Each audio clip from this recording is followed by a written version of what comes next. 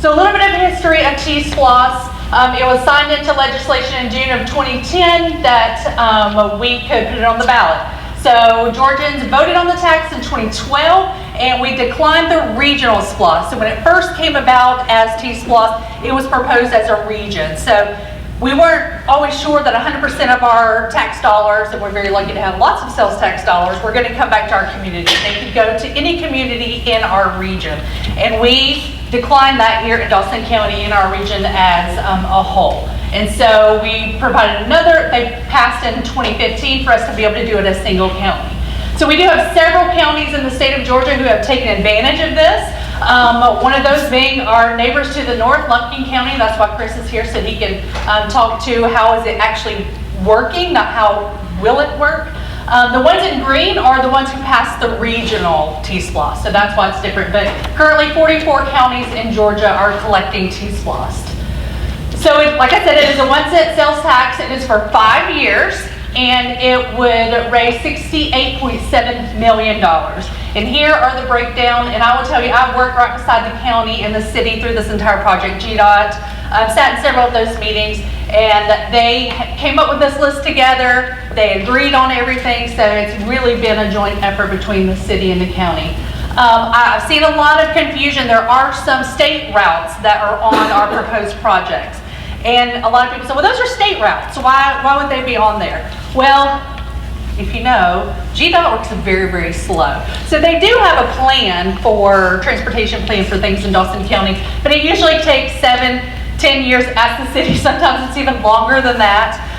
So the way that works is that if we have money through T-SPLOST that we can say, hey, we really need Highway 53 at Lumpkin Campground. We really need to do something here. And we have T-SPLOST, and we can go to GDOT and say, we have this money, let's go ahead and move this project up the list.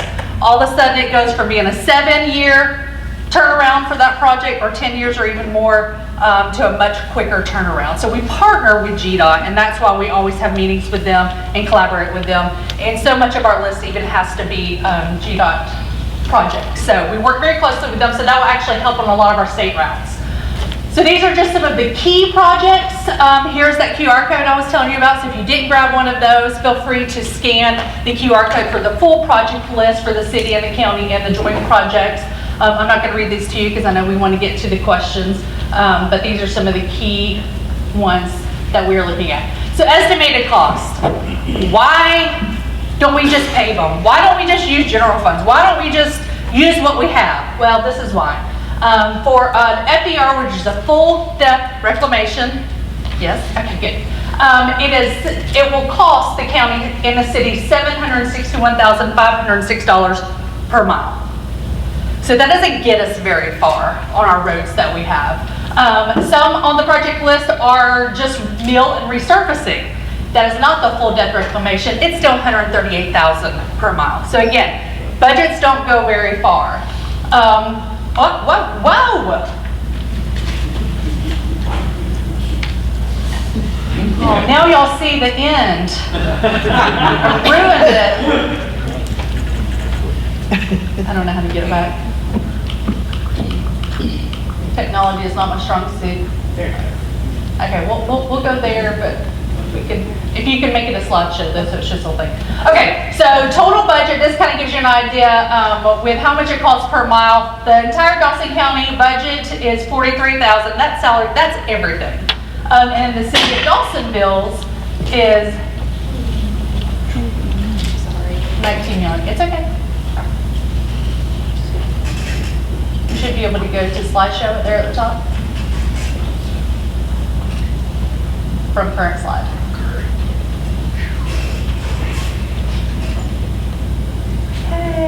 Okay. We have the chamber very flexible, very adaptive. Okay, so that is total. So if we were just to use that in roads, that still would not get us very far, but that is operating budget.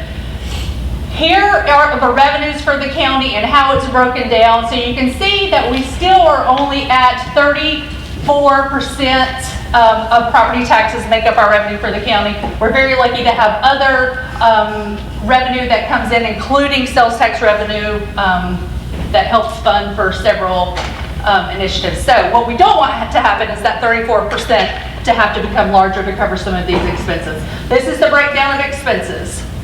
So you kind of see, obviously, public safety, that's very, very important. Who wants the ambulance and the fire truck to show up when you dial 911? It's very important, right? And public safety, judicial, and we know that our commissioners have been working very hard in making sure that our safety personnel have the increases in salary that they need to be able to keep them here and not lose them to surrounding counties. So that has been a big project for them as well. And then here's your breakdown for the City of Dawsonville. So also have these in print, so if y'all want to look at those, I'm happy to share that. But I just kind of wanted y'all to have an idea of where the budget is, where the revenue comes from, and where the expenses are for the county and the city. So basically, as a community, we have three options for long-range transportation. The first one, if we pass T-SPLOST on May 21st, the collection would begin in 2024, and we could begin to see our roads go under construction as early as spring of 2025.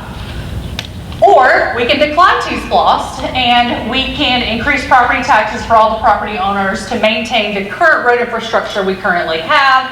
And let's keep in mind, this is totally different than school tax. That's a whole nother town hall we'll be having in the fall. So y'all stay tuned on that, but they're totally separate. Or we could do nothing and we could just allow the roads to deteriorate dramatically, which we are kind of already seeing that happen. We can't keep up.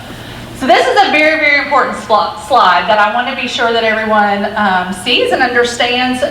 If we vote no to T-SPLOST, these are the calculations. So 1 mil currently represents $2.7 million in revenue. So if you break that down, because T-SPLOST is a 5-year SPLOST, then that means we as taxpayers, property taxes, would have to make up $13.74 million to make up what T-SPLOST can provide. So that's an additional 5.08 mils per year, and that's just saying your property doesn't even go up in value, but who are we kidding? We live in Dawson County. And so that means for a home of $350,000, your property taxes would go up about $1,700 a year. $400,000, it would go up to $1,032, and a $500,000 home, you could see it increase to over $2,500 to make up this difference that we could get from T-SPLOST. I think it's very important to know how the language reads when you go to vote, yes or no. This is exactly how it will be on the ballot on May 21st. So be sure that it's clear. I don't want to be misleading or anything like that, but a yes would be to vote T-SPLOST in, and a no would be to decline T-SPLOST. Okay, I did it again.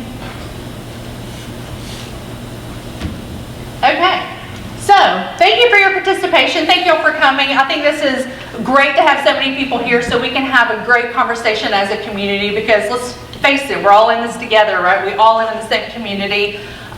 So I'm so glad that you're all here. How this is going to work is we're going to open up the mic, and if whoever wants to have questions, we're going to do it very orderly. If you will come up, sign the sign-in sheet that Jessica has, and that's simply for if we have any follow-up we need to do to your questions, or maybe one of these gentlemen want to reach out to you regarding your question, we have your information to be able to do that. Let's limit to 2 questions because we want everyone to be able to answer a question. Then once we don't have anyone up here and you want to ask more, then please feel free. We're here till 8 o'clock, so whatever you want to ask and talk about, let's be sure that we do that. All right, I covered all of my things. So, are y'all ready? Perfect. All right, we'll take our first question. I answered them all? No, there's no way. If you come up, sure, please.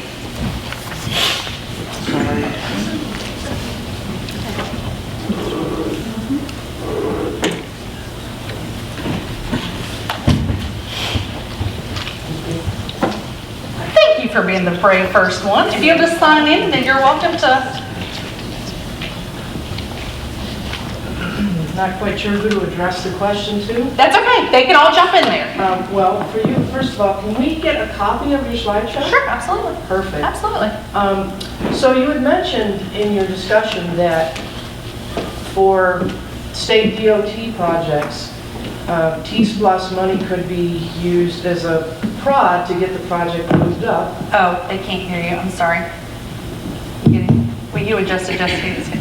I moved it back so she could, I'm sorry. no, that's okay.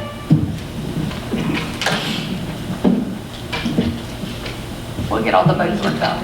Okay. Just as we go. So for the DOT projects that are 7, 8, 9, 10 years out, you had mentioned that we could poke those projects along sooner by suggesting we use the T-SPLOST money. What becomes of the state funds that have been voted in by the House in Atlanta to allocate towards these projects? If it's already been budgeted and approved, what becomes of those state budgeted funds if local SPLOST money is used? Okay, I'll answer that. Perfect. Start out on that right there. What DOT does is they have what's called a state transportation plan, and that thing goes out for like 35 years. So the project that may be, let's say, we'll use State Route 53 in the intersection of Lumpkin Campground, for example. They may have that on their list like 7 years down the road.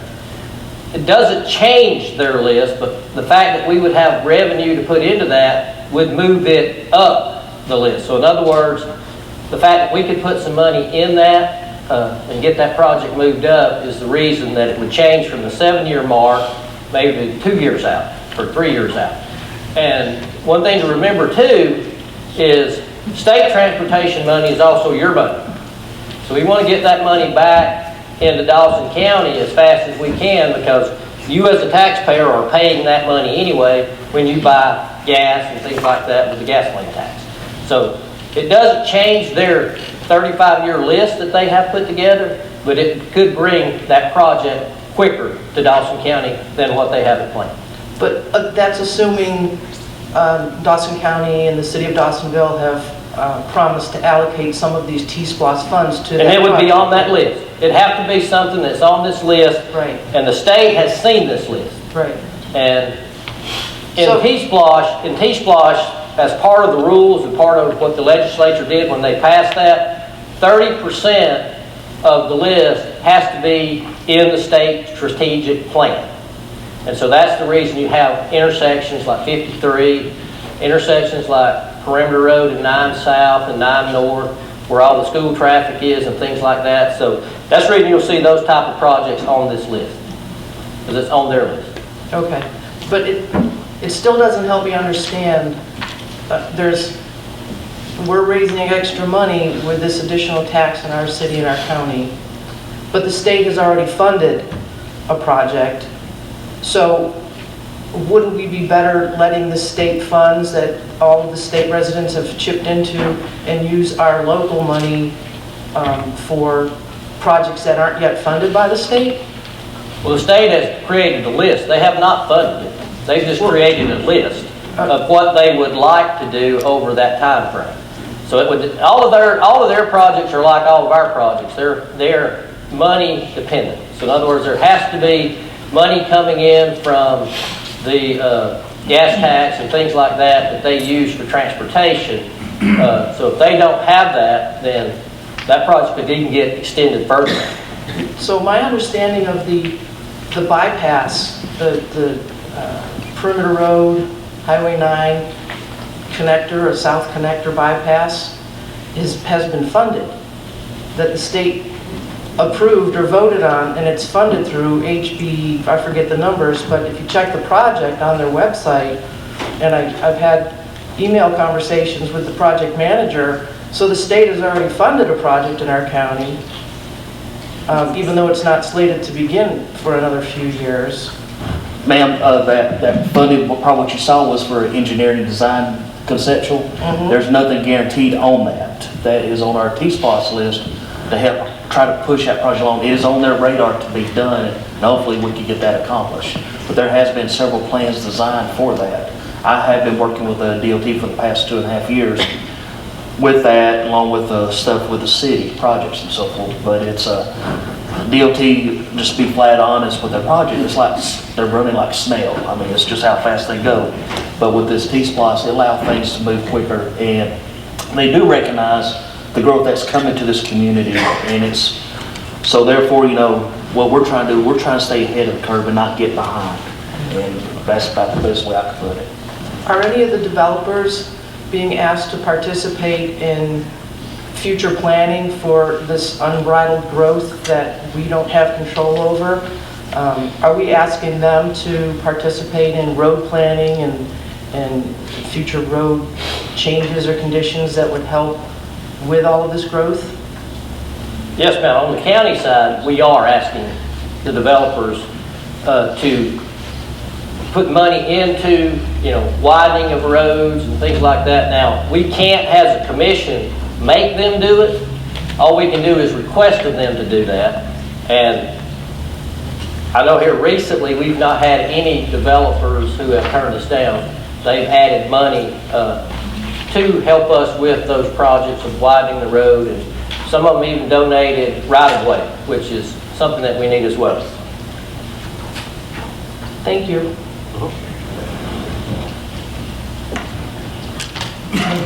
Thank you. I didn't have that much to do when I signed up for the draft. One question, one comment. Am I correct in assuming that this list and only this list, I mean, this is the list that's going to be worked on? We're not going to all of a sudden decide to take this money and spend it on payroll or building buildings or buying police cars. It's strictly for the projects that's here. Is that correct? That is correct. Okay. Then my comment is, this page that you were given when you come in, there's a waste of time other than just looking at this one page. We know we have to do something with the roads, and you can have your average tax go up by $1,778, and I know nobody wants that because I'm on the Board of Equalization to hear your appeal to have your taxes reduced, and we had over 3,000 tax appeal cases this year. So I know you don't want to pay taxes. And if we pass this, 85% of what's collected will be paid by somebody who don't live here. So we're buying something at 85% off is what we're doing. And the question I have to ask myself, am I an idiot if I vote against this? And the answer to that is yes.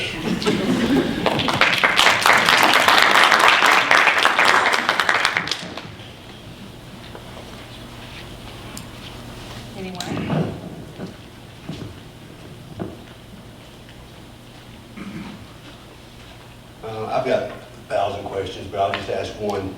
The threat that's on the front of this, of the $1,700 increase, voting yes, does that mean we're not going to have a property tax increase?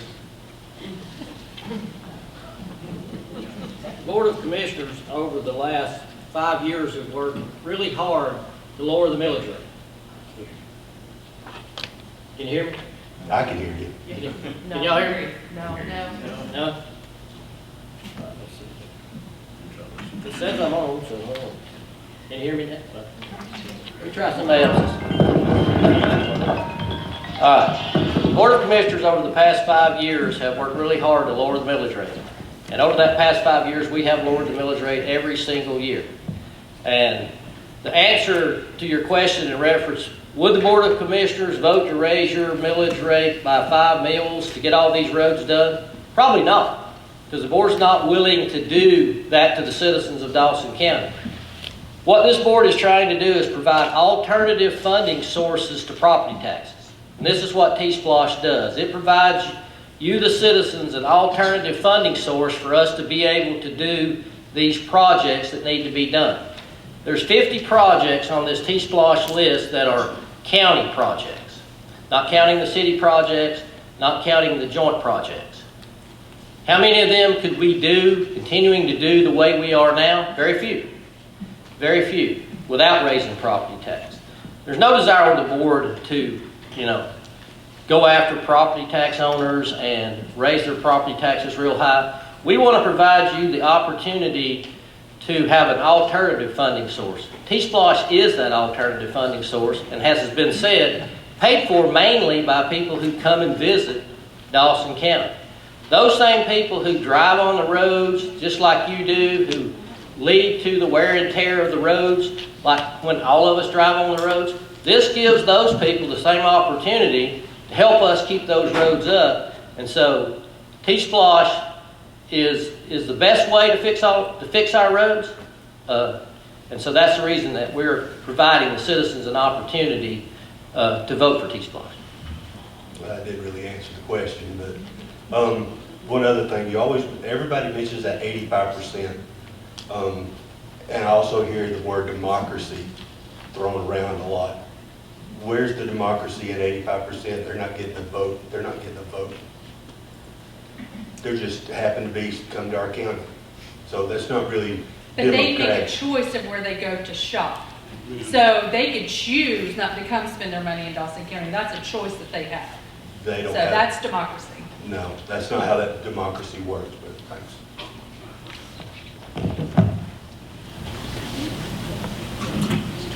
Thanks for having a meeting, appreciate it. I have a question regarding the specific project, the Blue Ridge Overlook, the deep patch and resurfacing from State Route 53 to the Forsyth County line. First off, I noticed it's 705K. How many miles is that? Roughly a couple miles, 3 miles, I'm guessing? Something like that. I'm just wondering how that number came up, because I think on your slideshow you're showing it's like I think it's milling and resurfacing. That's the proposed project. Can anyone speak to that? Yes, sir. All the project estimates, the dollars you see here, is current. Within the past 6 months, we had an engineering firm look at the projects, physically look at the projects, and use current pricing to estimate what the projects would cost. So these numbers are fresh. That may be, to give you the exact details, we'd be something we have to call you and say, hey, it's, X number of dollars per mile. I don't have that in front of me, but we have that information. Okay. And you're familiar with last year where they basically added an asphalt shoulder to the whole length, that whole section? So would that all be redone as well as part of that project? I believe the state did that, did they, not Robert? Robert Drury's our public works director. He may have more details than I. Thank you. Yes, the state of Georgia, DOT came in and put that 2-foot safety shoulder in. Yeah. Just a white, it's a safety shoulder in case people tires get off the road. It'll just be overlaid on top of that. They just came in and put the shoulder in. You left the joint, so the joint between the old pavement and the new pavement is really exposed, and it does need to be covered up rather quickly. Okay.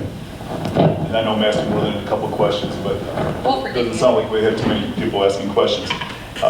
Staying on that same project, it wasn't done very well, in my opinion. Okay. Can we have more say, residents that live along that part of the highway? Can we have more say as to, let's just say the work is done to the ground, the grass area, and so forth. It's right next to the highway. You're referring to the work that's already been completed? Or? What will happen when you do the rebuild? Oh, okay. Well, we're not going to go any farther with the pavement, so it's going to end right there at the edge of the pavement. Okay. So there's not going to be any need to do any shoulder work or dress out work. Okay. Does that make sense? It does. All right. I'll sign it.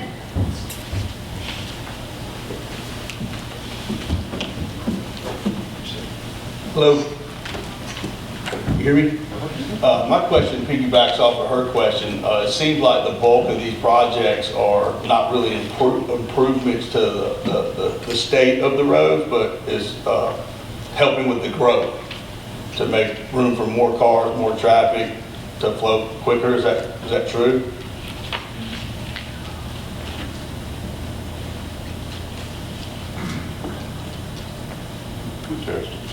We need to buy the junior high school. Test.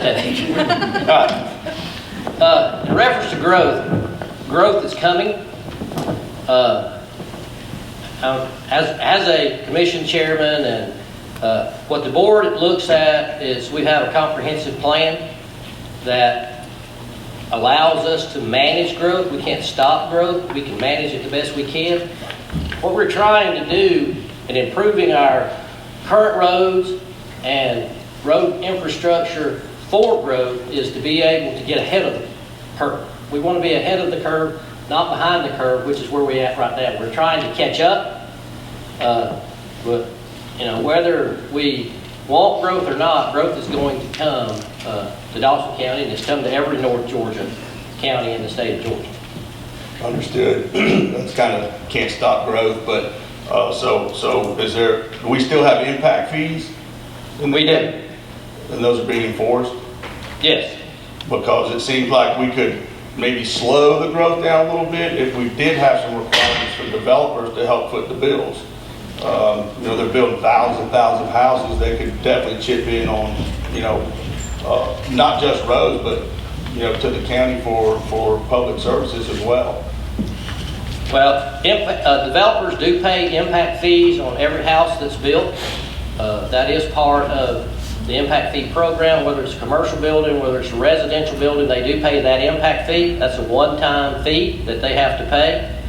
But as far as, we ask developers in some of the stipulations and things that we put on the developer. That's my question. Could we make like a stipulation to where they don't have a choice?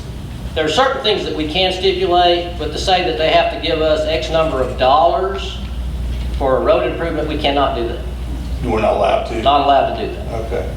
I didn't know if that was like a requirement for them to build. We do ask them, and that, like I said a while ago, a lot of them do chip in. Right. We had at our last meeting, we got a commitment of $400,000 from the developer to help us with things such as that. Right. Thank you.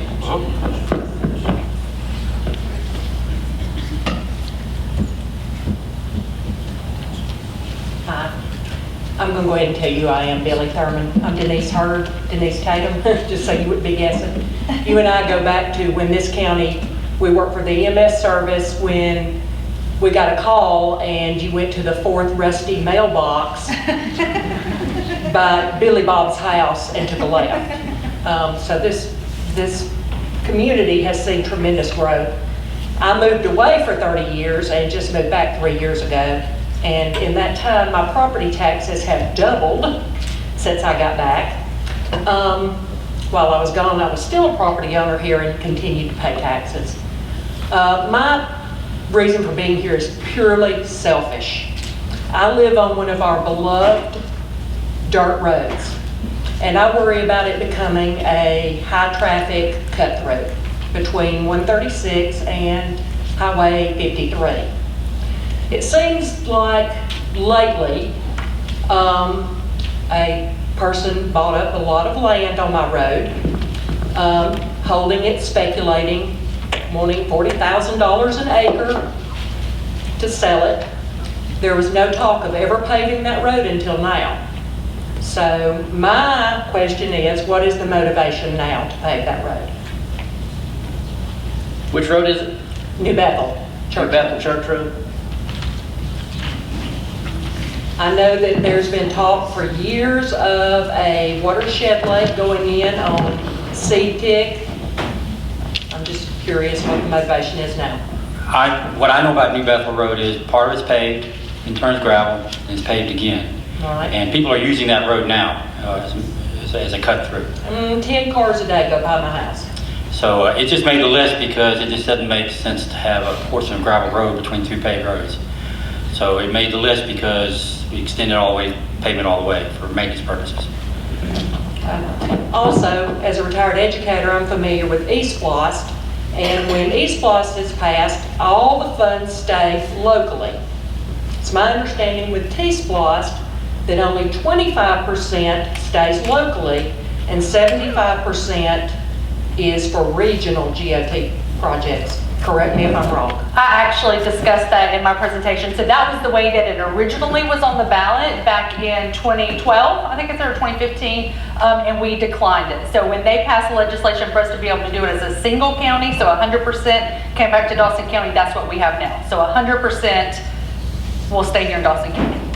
Good question. Thank you.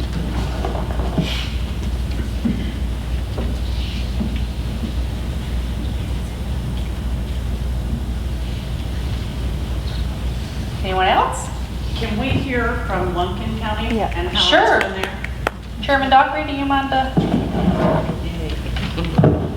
Thank you. I drove all the way down here. I was hoping I'd get to say something. No, it made a huge difference. Now, I can tell you from a sales tax perspective, your neighbors to the north is really jealous of what you have here. We're not jealous of the congestion, but we're jealous of the revenue that you can get off sales tax. So Lumpkin County is a little bit unique in that we don't have that same sales tax generation, but what we do have is we have a university up there. And the university is owned by the state. Of course, the state doesn't pay sales tax. So that's always been a big sticking point in our community, is the university not paying us property tax. But every one of those students that come up there have got mama or daddy's credit card. And they go to our local Walmart, they eat at our local restaurants, they shop at our local shops. And the T-SPLOST, along with the SPLOST, gives them an opportunity to participate in funding the roads that they enjoy. Because, you know, this time of year, those students are gonna go out to rivers and different areas in the county. So they're using all of that. And, you know, some of you may come up to Lumpkin County during Gold Rush. You know, there may be 10,000 people on the square. The same thing with this weekend. We have Parents Alumni Weekend at the university, and all those people are coming in there, and they benefit from those roads that that we have in Lumpkin County that we have to maintain. And again, we're smaller. We're a lot smaller. Our budget's smaller. But we have over 400 miles of roads. Before the voters of Lumpkin County voted for T-SPLOST, we were paving 10 miles of road a year. A road should last around 15 years. If it's paved correctly, you're going to get about 15 years out of that road. Since the T-SPLOST passed, we're paving a little over 26 miles of road per year. So if you just do the math at what you're being able to accomplish as far as maintenance, it puts you on a more sustainable course. And I can tell you another thing too, and I know your chairman talked about it a little bit. We have a couple of dangerous intersections near a couple of schools in our county, one the high school. And there's lots of accidents. I mean, these kids are young and they're just learning how to drive.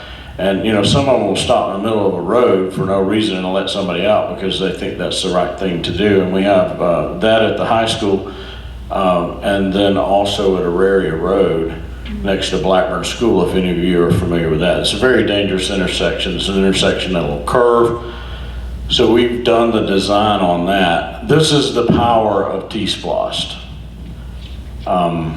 During the legislative session, I got with our delegation under the dome. I set up a meeting with Russell McMurray, the DOT commissioner, went down there, showed him the plan that we had provided, and I said, we are willing to participate in an improvement to this intersection with our local money. And in less than 5 minutes, he said, I will fund 60%. So that money that we had locally leveraged $1.6 million from the state that otherwise we would not have gotten. What they want to see is that you as a community are serious about maintaining your roads. Again, when we first started T-SPLOST, the cost per mile of road was a fraction of what it is now. Has anybody got the same budget you had 5 years ago? Well, don't expect your local government to have the same budget either. Just to maintain status quo, things cost more. And as things cost more, and I applaud these men for sitting up here too, because as things cost more, you gotta have a funding source for them. And you know, the way that the tax system's set up in Georgia, your primary funding source is property tax. So if you can find alternative ways to fund what you need to fund and put less of a burden on property tax owners, then by all means, I encourage you to do it. I can tell you this, every Saturday when I go fishing, I stop down here, I fill up my boat, I eat, and I go to the lake. And my wife, every Saturday, she lets me get good and gone, and then she comes down here and she usually drops between $350 and $450 at Publix. She goes, yeah. Well, we're working on that public part. Then she goes to the Blue Barn. I know because I see the receipts. I don't know if anybody here, the Blue Barn, well, she loves it. So I see those receipts, and Lord knows wherever else she goes when she's down here. Folks, that's dollars outside your community that's coming down here. But it's only fair. I say it's fair because I enjoy what you guys are paying for. And I encourage you to let others help you pay for that road system that you have and continue to improve it. Thank you so much for the roundabout at Thompson Creek Park, there at the Dawson Forest Road. That's going to save a lot of lives, folks, and that's what the T-SPLOST is all about. Make your county safer and work on your roads. And if anybody has any questions of me, I'll be more than glad to try to answer them.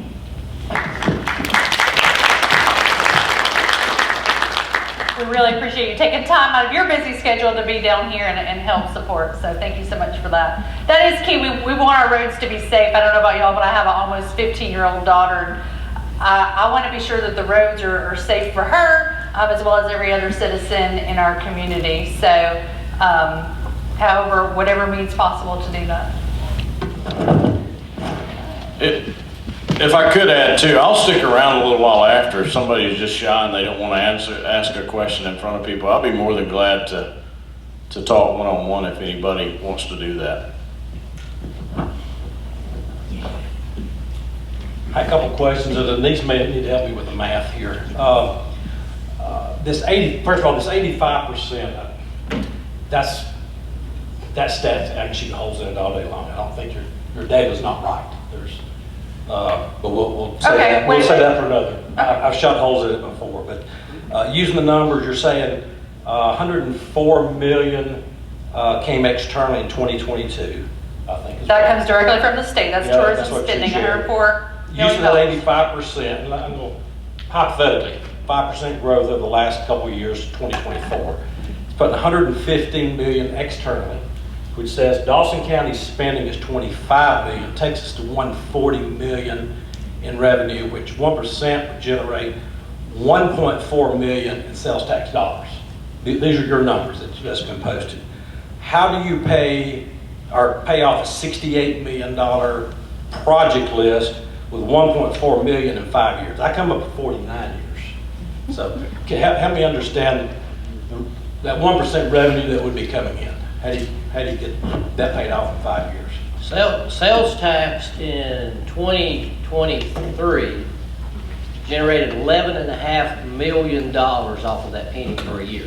Off a penny? Off of a penny. Not 1.4 Okay. million, maybe 1.4 million a month, but it generated a little over $11.5 million last year off of a penny sales tax. So we generate 104 million a month or 104 million annually? Because it said fiscal year 2022 generating $11.5 million a year off of one penny. 1 point, whatever that comes to divided by 12 is... Well, 11.5 million, you're saying? Yes, per year. All right, so somebody shared a graphic. That comes directly from Explore Georgia, which is tourism, which doesn't capture everything that SPLOST captures. But that was the only in-print data that I had at the moment to be able to do that. But there is a lot that goes into, we have mobilytic data, but let's say it's not 85%. Mobile data is not valid. I can say that. No, it does. So accurate. let's just say 70% of that. I still think I'd rather take 70% over 100% any day. But So you're saying we are generating 11.5% per, I'm sorry, 11.5 million. $11 million a year off of one penny. Okay. Do we have records of how that's spent? I mean, how are we spending that today? Absolutely. Absolutely. Do we Absolutely. publish that? The Do we county. publish that? Oh, yeah, I have it. Yeah, we have, here's our sales tax numbers that we have now. Okay. Local option sales tax, which goes into the general fund, which funds everything that's funded by the general fund. Sheriff's office, fire department, emergency services, park and recreation, public works, senior center. All the different departments that the county have fall under the general fund. Okay. So local option sales tax, that penny goes into the general fund. Okay. Special purpose local option sales tax, or SPLOST as it's better known, is a list specific that only that money can be spent on the things that are on that list, and that is all public record and all on the county's website. If you go onto the county's website and you look at our finance department, you can look at the general fund budget. And you'll also see the percentage of the general fund budget that comes from local option sales tax, percentage that comes from property taxes, and all the other revenue sources that the county has.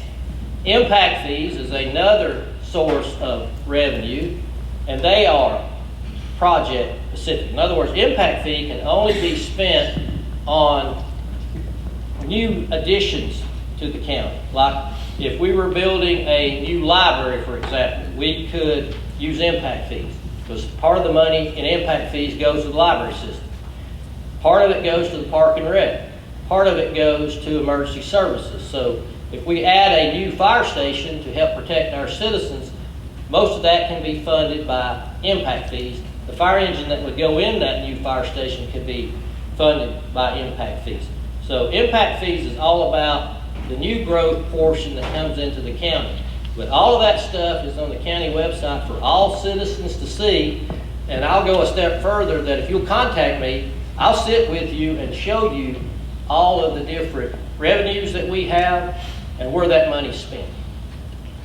Sounds like a plan. Second question.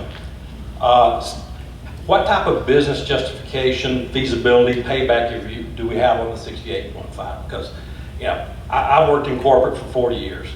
To get 68 million, we have to go through a lot of hoops and see a payback. What's the payback for Dawson County or the financial feasibility? I mean, well, I expect to see some type of payback on how many citizens are impacted by each of these projects. Have you done that type of data yet?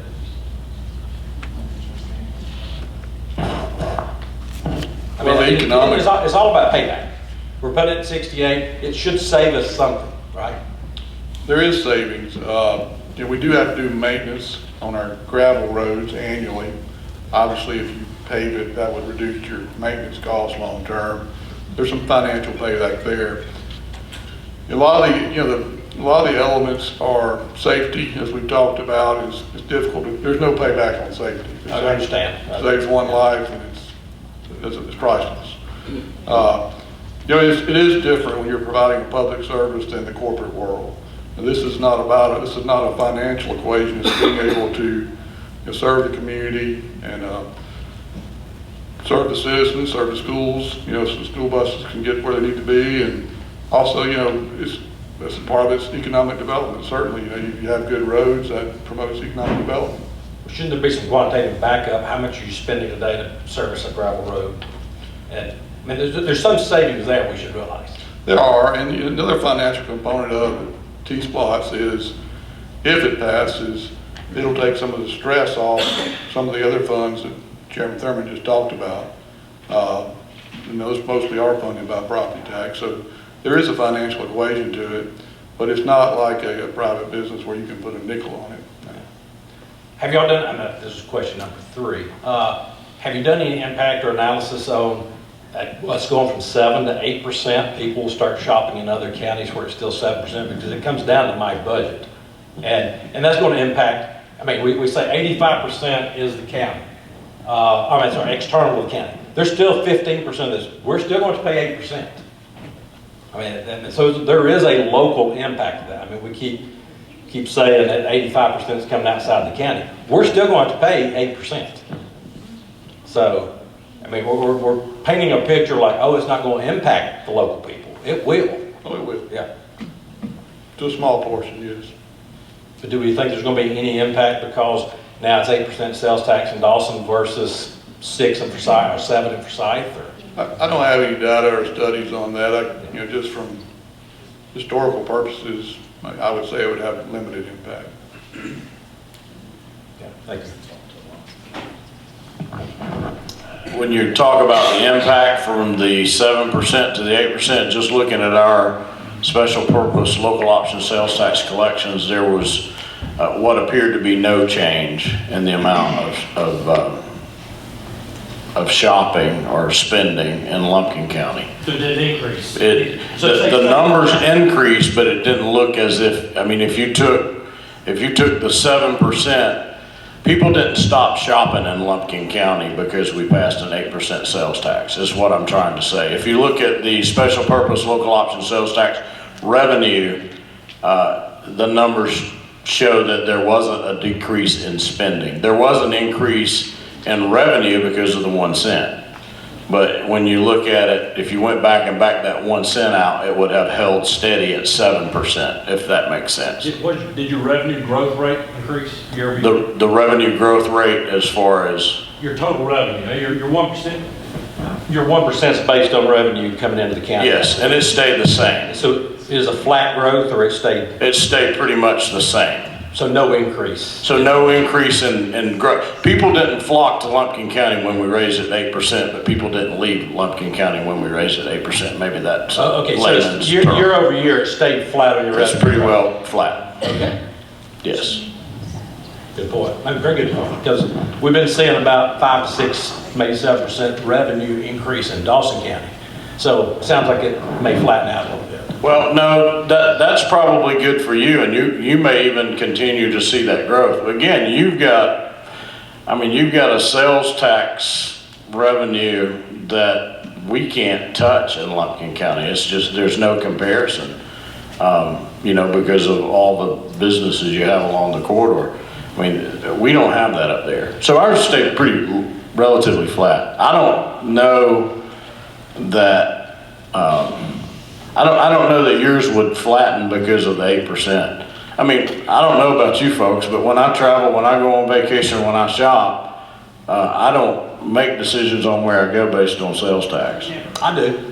You might, but you're probably in the minority. Yeah. I go where my wife tells me we're going on vacation, and sometimes when I go to Tennessee and I see I paid about 12 or 13% sales tax, I get a lump in my throat, but I do it. And apparently it works pretty good because anybody's been to Pigeon Forge, you can't move. So I'm not so sure how much of a deciding factor that is. And I've had a few constituents tell me, I'll never shop in Lumpkin County again, and then I wave at them at Walmart. So. Yeah. I mean, it comes down to budget. Sure. Personal dollars. Well, and then again, and Billy touched on this earlier, and I don't know that you necessarily take it as a threat, but if you're going to maintain your roads, you got to fund them somewhere. The question is, are you going to fund them through your property tax, or are you going to find an alternative revenue source? And if you got a revenue source, you question the number of 85%, I don't know, maybe you got some valid numbers. But if you got 20% from an outside revenue source, to me, that's a win. Because you're not paying all of it from your property tax. Let the people that come here help you pay for what you're trying to accomplish. I mean, that's a great approach, but 85% is what I shoot holes in. You cannot use mobile data. I'm not going to argue to say 85%, it's not my number. I'm just telling you if it was 20%, it would be enough for me to support it. Yeah, it's a weak case, the 85% is. Thank you. Let's go with 20. Okay, I'm doing that.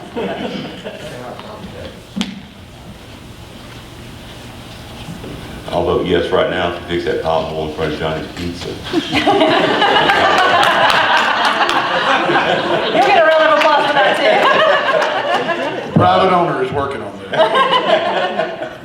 A question for Mr. Dockery, if you name it. Do you have any information on how that offset property taxes, how your T-SPLOST helped the community there? Okay, I'm going to tell you what we did, and our community is totally different. This may work for Dawson County, it may not work for Dawson County. But what we did when we passed the 1 cent T-SPLOST, we had about $685,000 in our budget from property tax payers.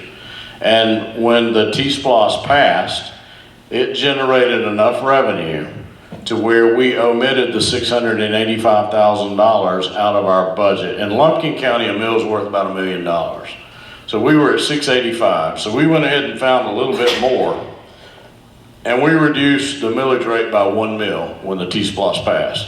Now, I have to tell you, the school board raised it by a mil, so nobody really noticed.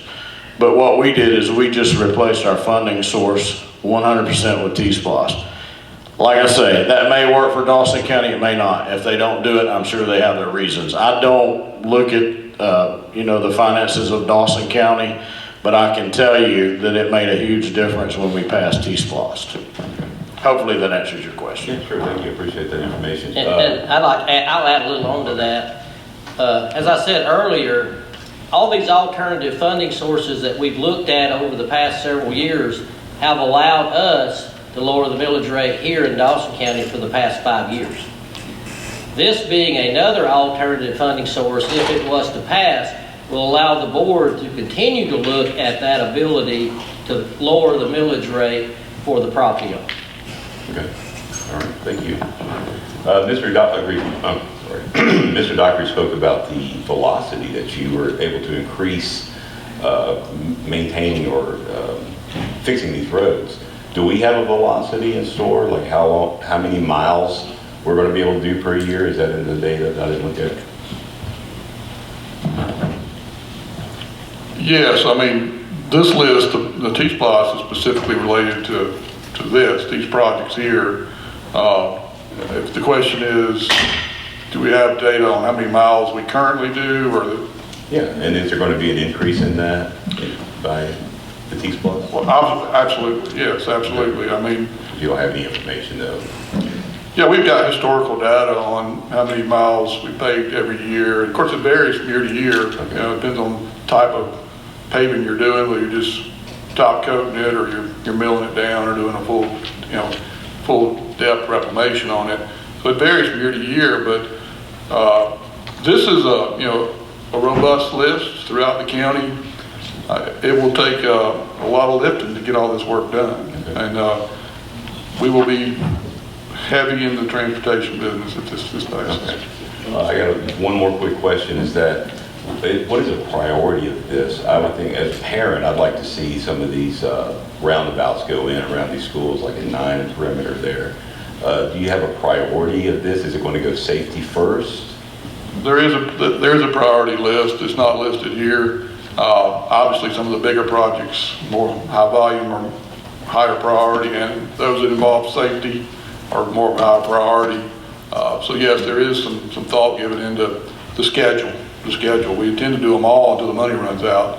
But yes, there is certainly those that are in more rural area, maybe further down the list compared to some ones that are like paving a gravel road versus put a turnabout roundabout in. There is a list, yes, based on priorities. Right. Yes. Right. Thank you.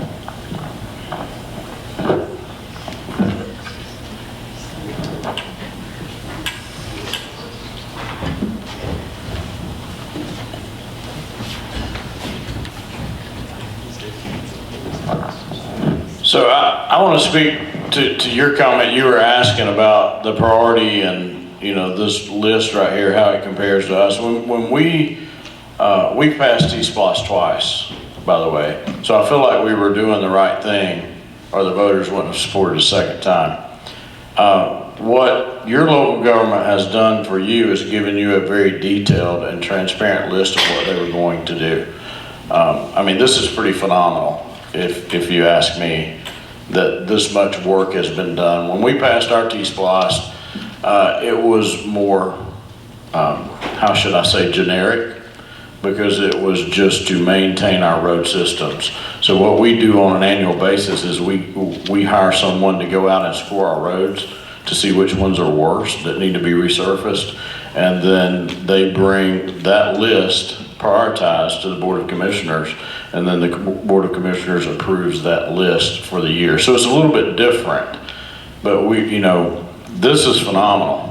You should applaud your local government for taking the time to come up with a detailed list and be that transparent for you. Ours is more, we're just trying to catch up. So we're paving what needs to be paved the worst. So.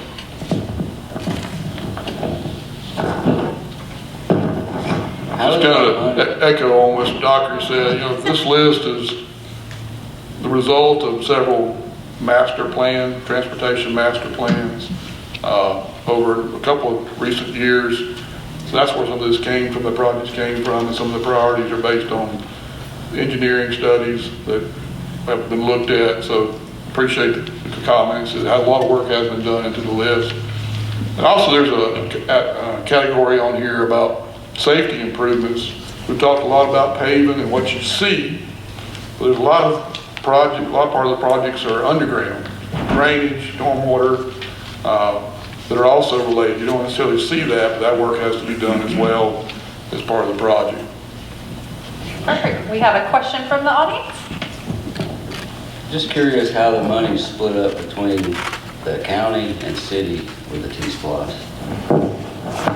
Because, like, I live on a gravel road, and county maintains half, city maintains the other half. So they're like, it's always going back and forth between each other. I have the figures up there of how it's. Well, with the T-SPLOST, if the citizens so do allow it to pass, 95% will go to the county and 5% go to the city.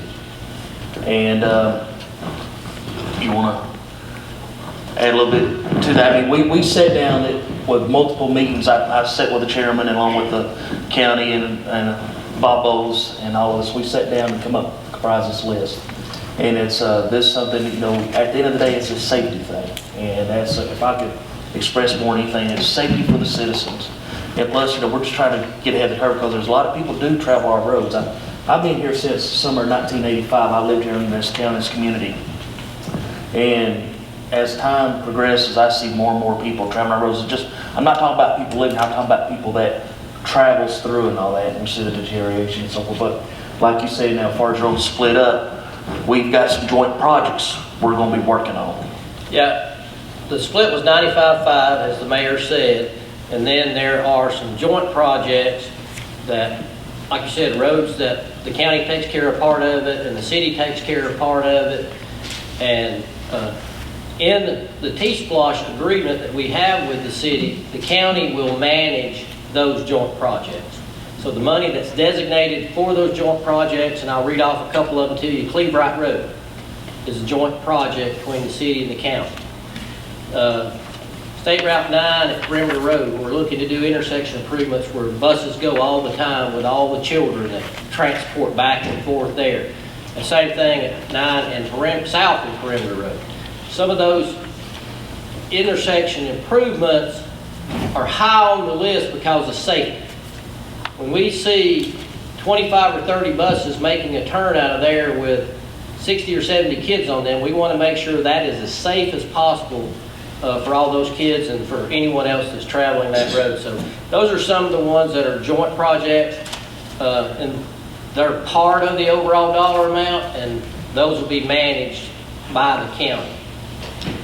Okay, you got a one-lane bridge on Clevebright Road, so the school bus has to turn in off of 183 on Clevebright, and then it's got to pull right back out in that curve on 183, and the bus has to go down in there and turn around on the right-of-way easement.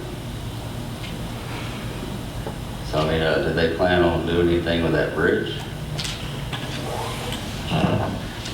I'll let Robert answer that, but this also may be able to, might need to get your name and show you. And there's no plan that's been developed yet, as you know, drawings to show you, but we may be able to give you some more specifics on that. They but I'll pave the whole road.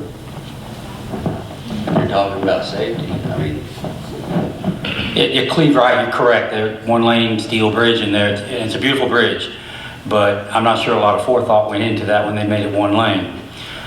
Yeah, but it's an obstacle to overcome when we pave the road. I'm not sure how to figure that. We haven't done any design work yet, but we got to figure out how to get traffic across that safely. 5%, 95%.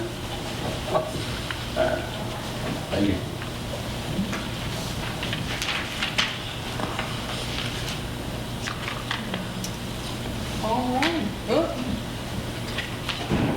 All right, any other questions? And I do have up here, just for reference, I did bring with me, we do have the schedule of projects for SPLOST as well as county budget as well as SPLOST by month sales revenue. So we do have some of that if anybody wants that as well. And I know impact fees came up earlier, and we have some data that since they were reinstated in 2018, the county has raised $8.1 million through impact fees that have gone to purchasing a new fire truck, 2 ambulances, park and rec, library, and multitude of different things. So just some data that Aaron got for me. So.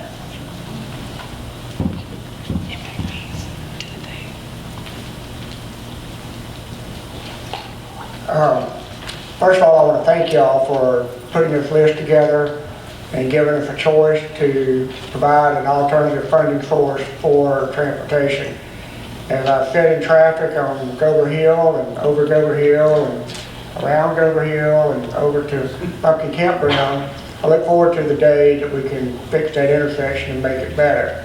Having 2 kids on the road, I appreciate the opportunity to fix dangerous intersections that need to be fixed to keep kids safe around the high school. Appreciate the mayor and the chairman working together to bring those projects forward and make them a high priority so we can keep those kids safe.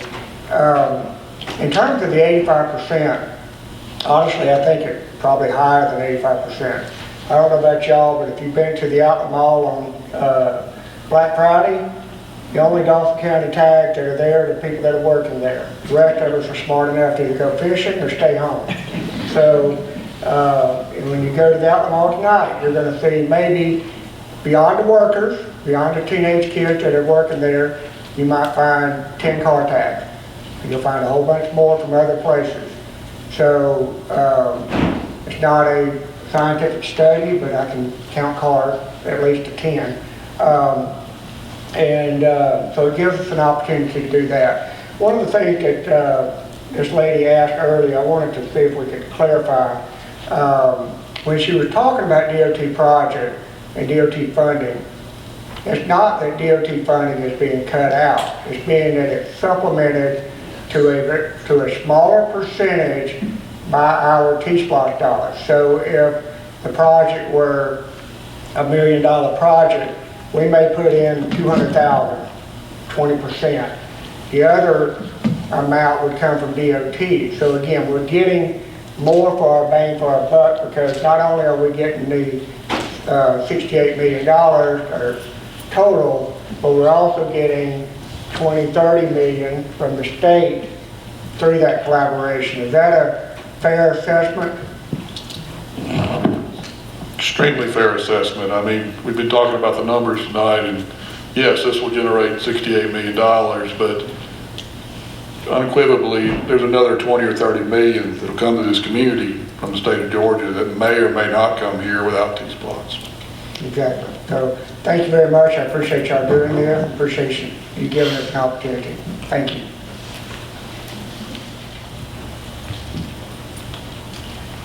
My question to y'all is, who determines what road goes on this list? And who goes out and really inspects the road and says, this one needs this work, this one needs that work? And the safety, while we're talking about the safety of it, I built a house up here on Gristle Road 2 years ago. And that road, according to your list, needs widening and repaving. That road does not need repaving, and it does not need widening. But Dawson Forest, Gristle Road comes out right at Blacksmill Elementary. And the traffic on Dawson Forest is horrendous. But it is not on your list. What's the difference? A couple questions there. I think the first one was, how do we determine, the priorities on this list, and where does this list come from, and how are the roads graded? And this couple parts answers to that question. This list, these projects came from 2 studies that were done recently, in recent years, by engineering firms as far as a master plan for transportation. Likewise, some of our county staff who've been here a number of years and has some historical records, just a list they kept for many years that they knew areas that need to be addressed and we hadn't been able to address. And also we do have a grading system.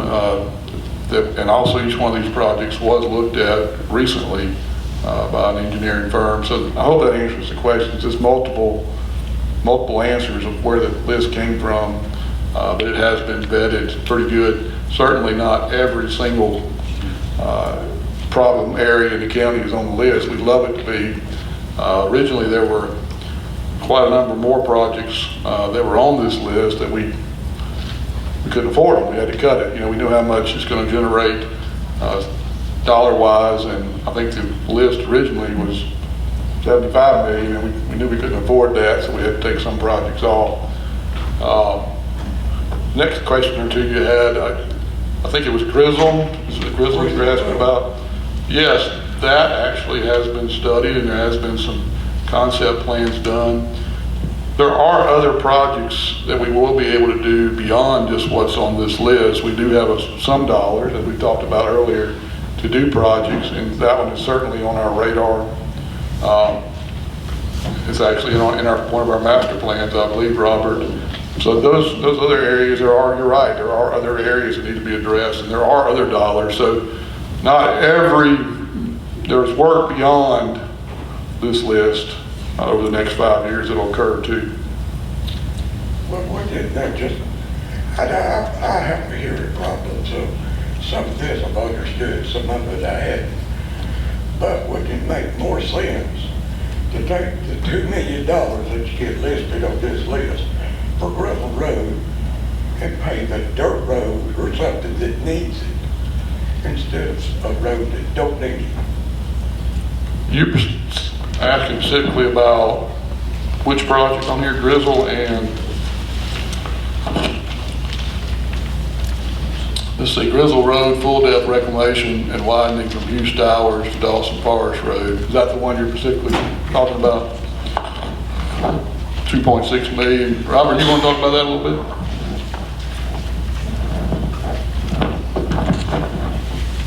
Specifically between Hughes Towers and Dawson Forest Road, we have a lot of base failures in there.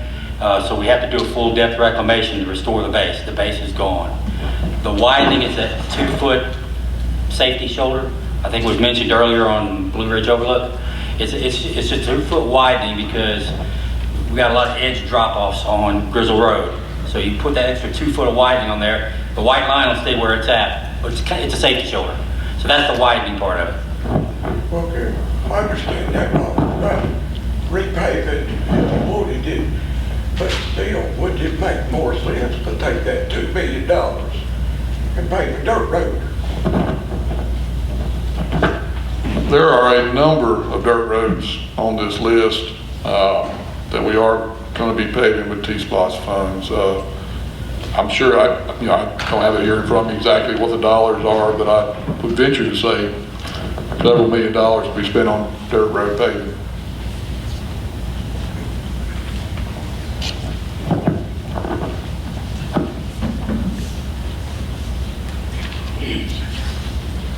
Great questions. Anyone else?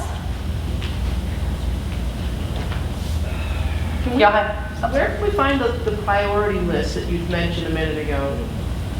Is it on the website? No, it has not been finalized. I mean, it's an internal document. It has not been finalized. Obviously, each year we'll have the project list of what we're going to try to accomplish that year for 25 and beyond.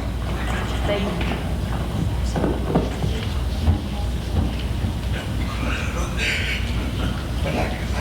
I echo, thank you guys for your time tonight and for putting this together. We moved out here kind of to retire in the last couple of years. We've seen just the traffic on Blue Ridge Overlook. We used to be able, we could go out and just, now we have to wait. You know, there's just a ton more traffic.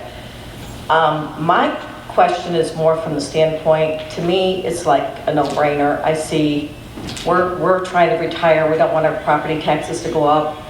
If there's another source to help out with the roads, and anybody that's using the roads is benefiting from the roads. So to me, that's democracy. They should be contributing.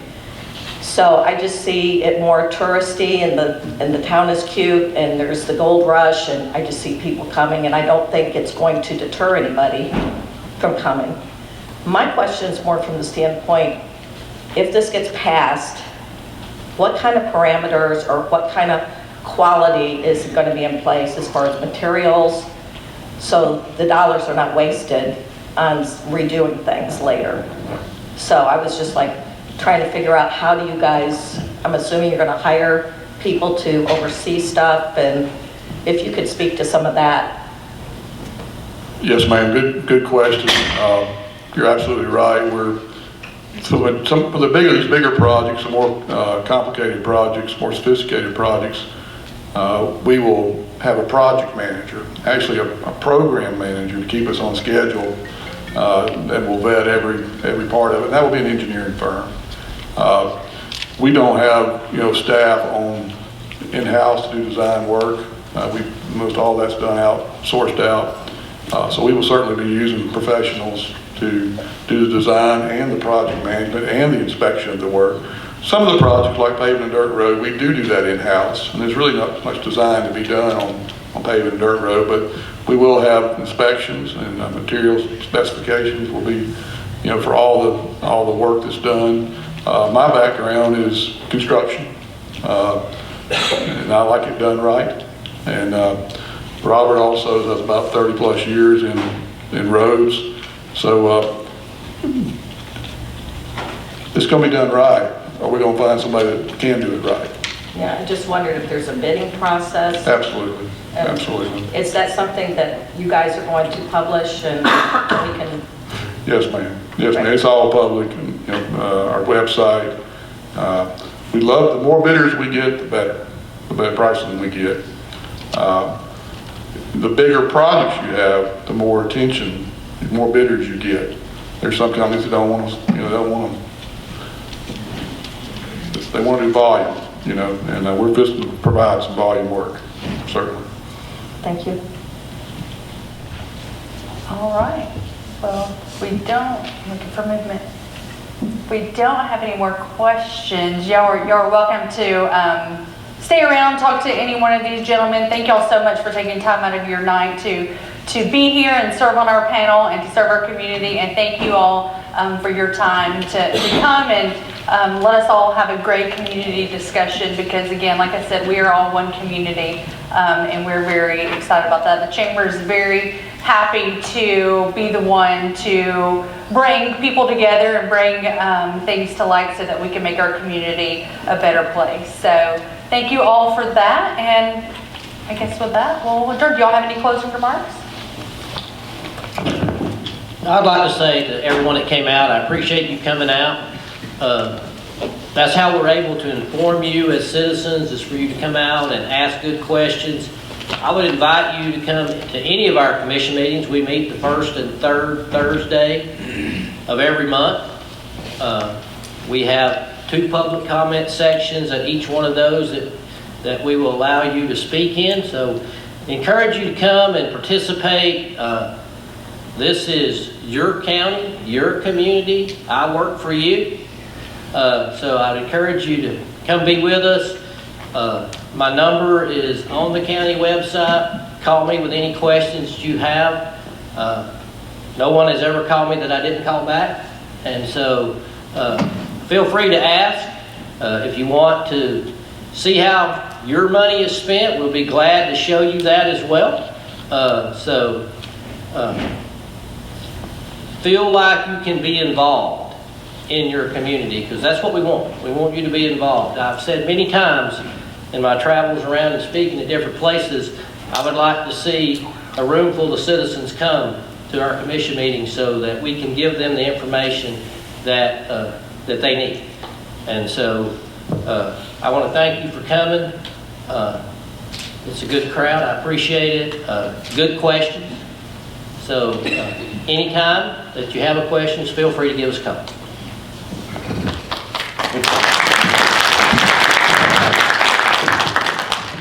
Same thing, I'd like to thank everybody being here tonight too on behalf of the city. We have meetings first and third on Mondays. We also too have a public comment section if anybody wants to speak freely. And as far as any of the city projects, if anybody wants to sit down and talk with me, my number's on the website too.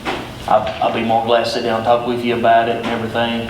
And I want to thank everybody being here. Just Real quick question, if I could ask y'all, how many people that lives in the cities here tonight? Can you raise your hand? Wonderful. Glad to see that. And as your mayor, you know, if you need me for anything, don't hesitate to reach out to me and talk to me, and I'd be more than glad to sit down and talk with you. And like I said, this is a community effort. This, you know, working. I've had the privilege of working with the county here, and I appreciate their time and effort and so forth. And you know, for everybody knows, they go small tax will let you know. See, we don't have taxes. We don't have a city tax, so we try to keep that as much as we can. And you know, of course, all the property tax that goes to the county. So we're on a loose budget, but the good thing is that we're trying to work together as a community. And I want to thank each and everybody here tonight for being here. And again, if I can be assistance to anybody, please don't hesitate to reach out to me. Perfect. The main thing, go vote. May 21st, early voting starts a week from today. So if you can't, precincts are different, please look all of that up because I don't want anyone's vote to not be counted. So please do your civic duty and vote on May 21st. Thank y'all so much.